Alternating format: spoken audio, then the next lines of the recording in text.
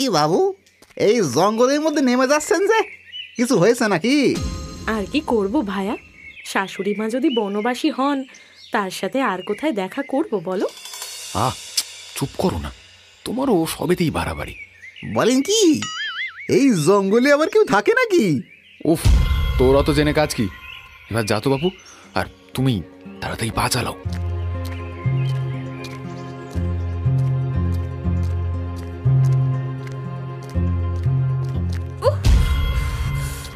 আর একটু হলেই পড়ে যেতাম। সত্যি বাবা, বলিহারি তোমার মাকে। সারা পৃথিবী ছেড়ে ওনার এই জঙ্গলের মধ্যে এসে থাকতে হলো। আরে এত চটে আছো কেন? এতে আমি কি করব বলো তো? তোমার মায়ের এই সৃষ্টি ছাড়া কাজের জন্য লোকের কথা শুনতে শুনতে আমি শেষ হয়ে গেলাম। কেউ আবার ভাবে আমরাই বুঝি তাকে তাড়িয়ে দিয়েছি। আরে ধুর বাবা, চুপ করো তো। এক কথা বারবার শুনতে যেন ভালো লাগে না।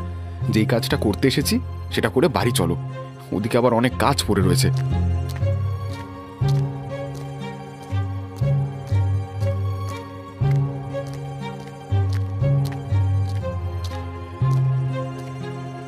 মা, ও মা, মা বলি, বাড়ি নেই নাকি?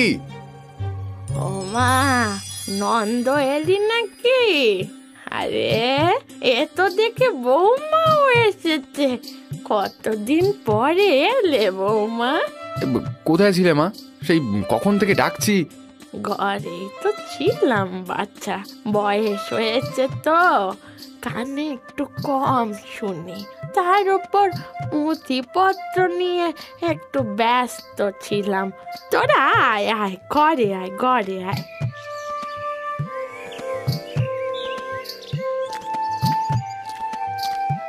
হ্যাঁ মা, যেই জন্য এখানে আসা। শোনো, তোমার নাতির বিয়ে ঠিক হয়েছে আগামী অগ্রহায়ণের 25 তারিখ। কি? তুই তুই কি বললি নন্দ? বিয়ে? তাও তাও আমাদের পরিবারে? তুই কি পাগল হলি? উমা, ও কথা কেন বলছো তুমি?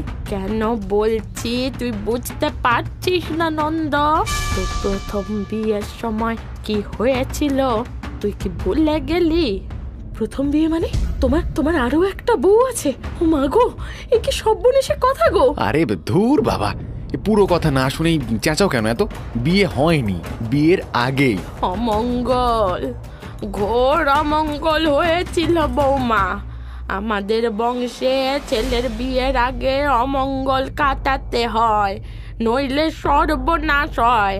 আমার কথা শোন নন্দ, এই বিয়ে দিস না। উফ, এসব কুসংস্কার মা, এখনকার দিনে এগুলো কেউ মানে না। তুমি জঙ্গলের মধ্যে থাকো তাই তোমার মনে সব বস্তা পচা জিনিস জমে রয়েছে। হ্যাঁ, আপনার নাতির বিয়ে, আপনি এসে আশীর্বাদ করে দিয়ে যাবেন, ব্যাস। অত কথাই আপনার কাজ কি? এই এবার চলো তো, মেলা কাজ পড়ে রয়েছে। আর যত সব, দিস না দিস না, এই বিয়ে তোরা দিস না। সে অভিশাপ আছে, অভিশাপ।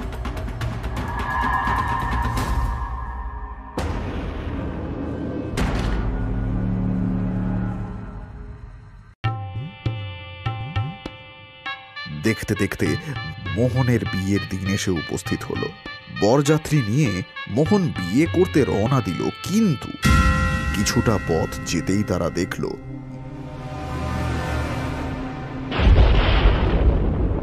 ওই দেখো ভায়া, আকাশের কোণে কেমন মেঘ জমেছে। এ ঝড় উঠবে নাকি হে?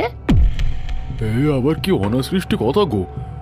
অগ্রহায়ণ মাসে এমন কালো মেঘ, ঝড় উঠলে যে কোথাও মাথা গুঁজে দাঁড়াবো সেই জায়গাও তো নেই। ঠিক তখনই যেন এক রাশ কালো অন্ধকার আকাশের বুকের থেকে মাটিতে নেমে এলো। চারদিক ঘন ধুলোর চাদরে ঢেকে গেল। শুরু হলো তুমুল ঝড়। সকলে পরিত্রাহী চিৎকার করতে করতে ছুটতে শুরু করলো।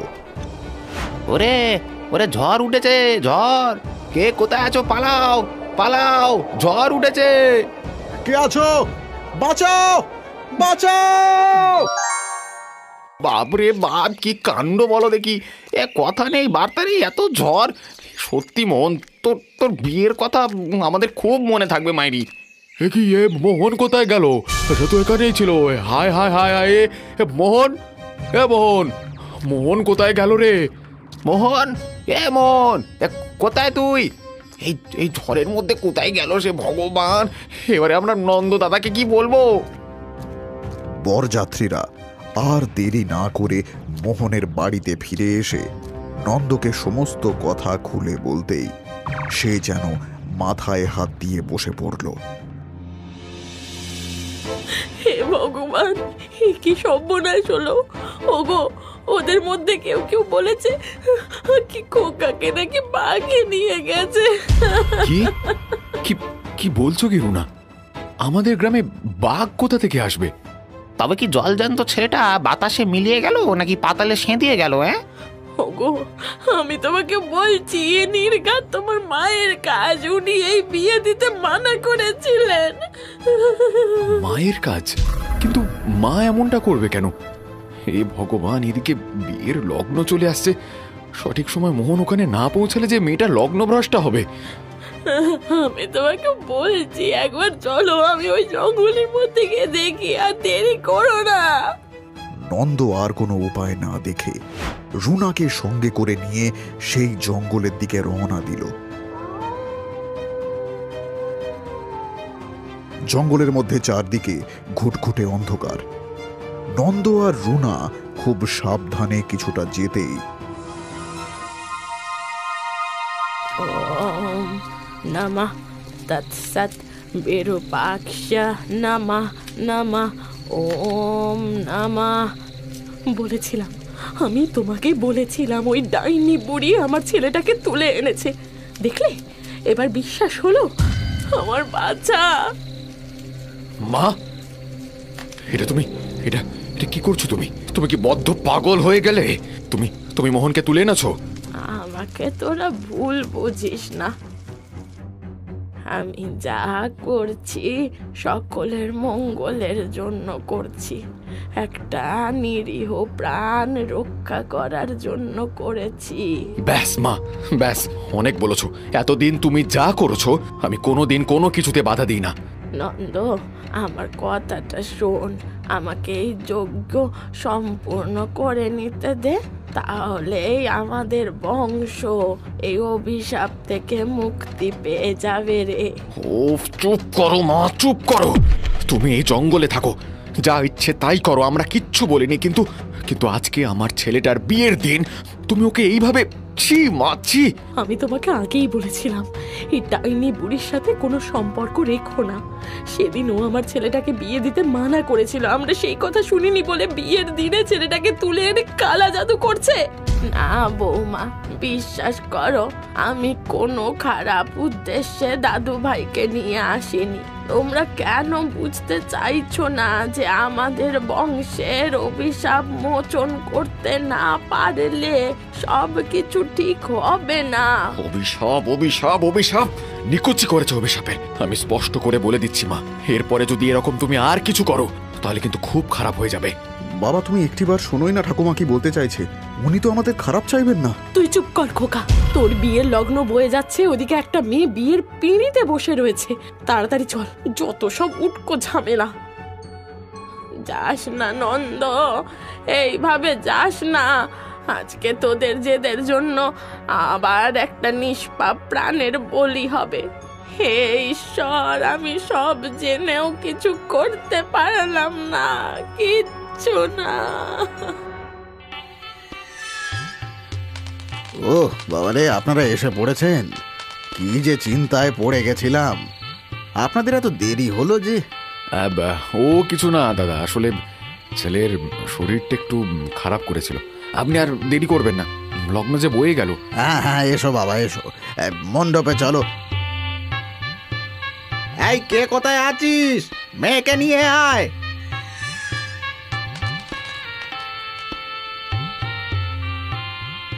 না বাবা, নাও, এবারে সিঁদুর দান করো। মোহন সিঁদুর পরাতে যাবে, হঠাৎই পাত্রী মাটিতে লুটিয়ে পড়ল। মুহূর্তের জন্য সকলে স্তম্ভিত হয়ে গেলেও মোহন বলল, হে ভগবান, এ কি হলো? কেউ জল নিয়ে এসো। চোখ খোলো বউ, চোখ খোলো। এ কি কাণ্ড! পাত্রী যে আর বেঁচে নেই। বেঁচে নেই? মারে, এ কি হলো মা? চোখ খোল, মারে চোখ খোল। হায় হায় হায় হায় হায়, এ কি সর্বনাশ হলো আমার! কেউ ডাক্তার ডাকো। নিশ্চয়ই মেয়ের কোনো রোগ ছিল, নইলে এমন হয় নাকি? বিয়ের আগে ছেলেটা আমার বেঁচে গেছে বাবা। দেখলে বাবা, তুমি দেখলে? ঠাকুমা বারবার বারণ করেছিল, কিন্তু তুমি শুনলে না। এবার কি হবে? চুপ কর মোহন, এখানে সকলের সামনে এসব বলিস না। আমাদের একবার মায়ের কাছে যেতে হবে, হয়তো সে এই বিষয়ে কিছু বলতে পারবে।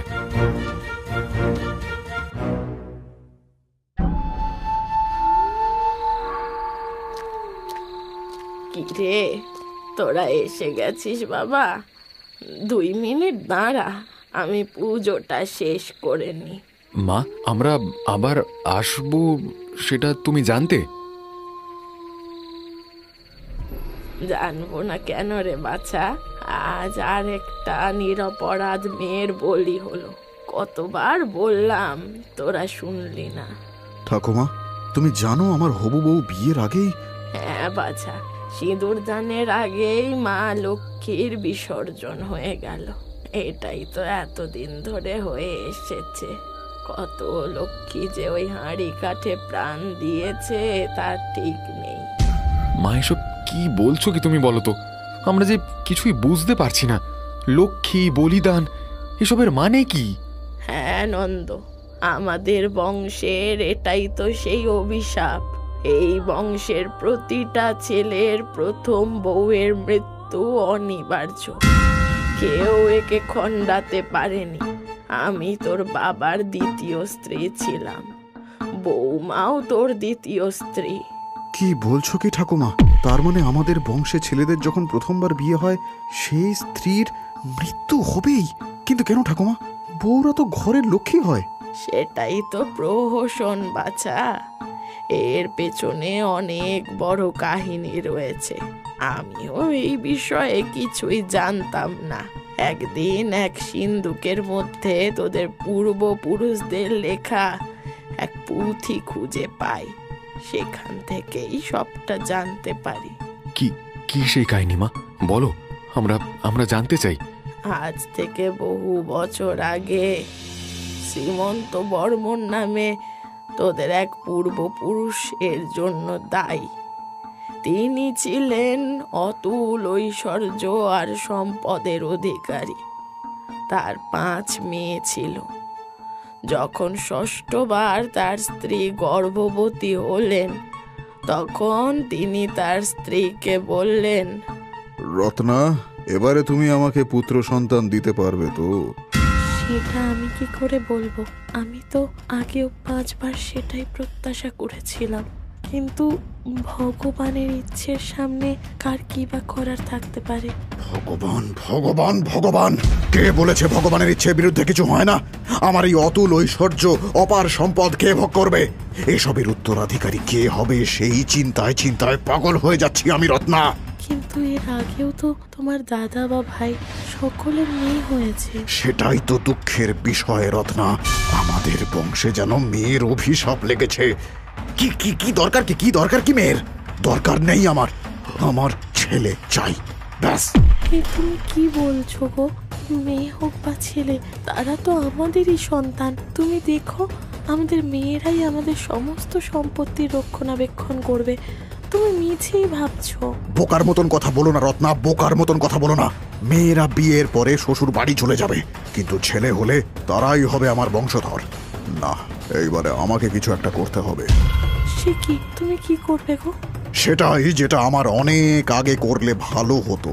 তাহলে 5-5টা মেয়ে আমার ঘাড়ে এসে বসতো না। কাল পিশাচের আরাধনা করব আমি, কাল পিশাচ।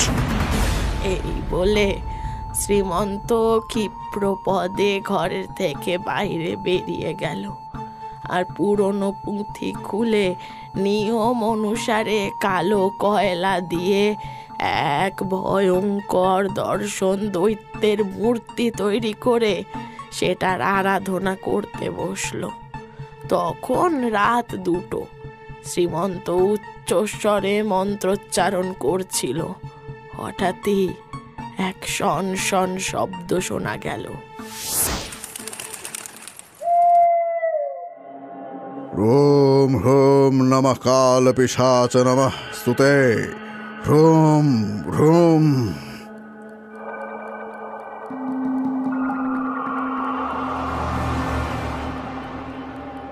শ্রীমন্ত, তুই আমাকে ডেকেছিস কেন?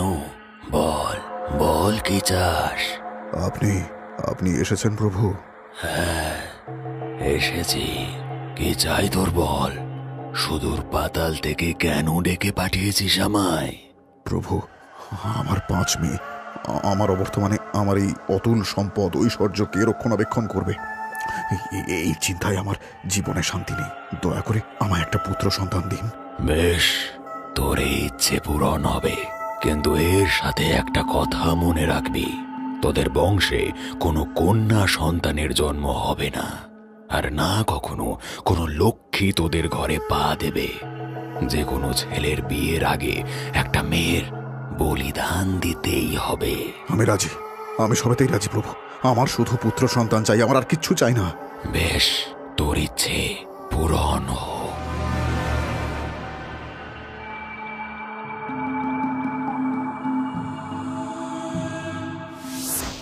সেই দিন থেকে এই বংশে যেন গ্রহণ লাগে, আর এই বংশে কোনো কন্যা সন্তান জন্মায়নি। জন্মেছে কেবল পুত্র, আর সেই পুত্রের বিয়ের সময় প্রতিবার সিঁদুর দানের সময় মৃত্যু হয়েছে নিরপরাধ এক লক্ষ্মীর। কিন্তু তোরা এটাকে কুসংস্কার বলে অগ্রাহ্য করেছিস। কিন্তু মা, আমরা তো এর পেছনের কারণ নিয়ে কখনোই ভাবিনি। সেটাই তো তোদের দোষ। কোনো কিছু না জানলে সেটাকে কুসংস্কার বলে দূরে ঠেলে দিস না, সেটাকে জানতে শেখ, যেমন আমি করেছিলাম।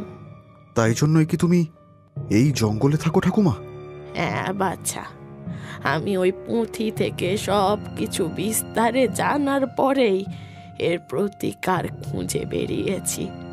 আর তার জন্য যেই পূজা যজ্ঞের আয়োজন করতে হবে, সেটা বাড়িতে থেকে সমাজে বাস করে সম্ভব নয়। তাহলে মা, তুমি কি সেই প্রতিকারের পথ খুঁজে পেয়েছো? হ্যাঁ, পেয়েছি নন্দ। এক সাধুর কাছে আমি নিদান পেয়েছি। দক্ষিণ প্রান্তের ঘুরঘুটিয়া পাহাড়ে কাল পিশাচের এক মূর্তি আছে। সেখানে গিয়ে আমাকে পুজো করতে হবে, আর শেষবারের মতো বলি দিতে হবে। তাহলেই এই বংশ অভিশাপ মুক্ত হয়ে যাবে চিরকালের জন্য। বলি? কিসের বলি ঠাকুমা?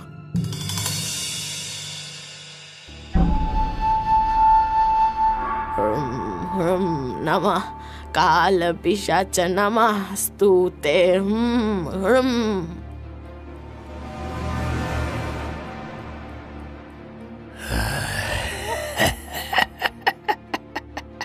তুই আমায় ডেকে পাঠিয়েছিস, বল কি চাই তোর? আপনার তো সবকিছুই জানা। বহু বছর ধরে বর্মন পরিবারে যে অভিশাপ চলে আসছে, আমি তার থেকে আমার বংশকে মুক্ত করতে চাই। আর লক্ষ্মীর বলিদান আমি দেখতে পাচ্ছি না। কিন্তু তোর পূর্বপুরুষ তো আমার কাছেই আশীর্বাদ চেয়েছিল। জানি, আমি সব জানি, সব। তার তরফ থেকে আমি ক্ষমা চাইছি। ছেলে হোক বা মেয়ে, তার একটাই পরিচয়, সে সন্তান। আর মেয়ে হওয়া তো পরম সৌভাগ্যের। কিন্তু সেই অভিশাপ খণ্ডনের জন্য যে তোকে অনেক বড় মূল্য দিতে হবে। আমার রক্ত চাই, রক্ত। আমার বংশকে অভিশাপ মুক্ত করার জন্য আমি সব কিছুই করতে রাজি। আপনি যা বলবেন আমি তাই করব। তবে তোর রক্তেই আমার মূর্তিকে স্নান করাতে হবে। স্নান। তবেই মুক্তি সম্ভব, তবেই মুক্তি সম্ভব। মুক্তি।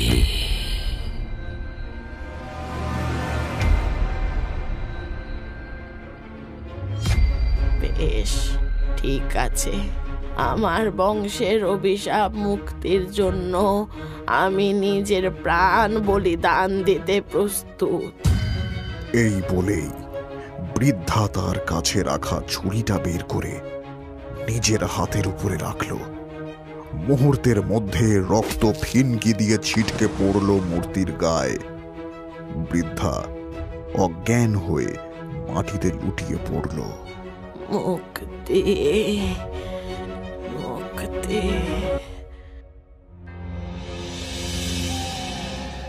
হে ভগবান, সব যেন ভালোই ভালোই হয়ে যায়।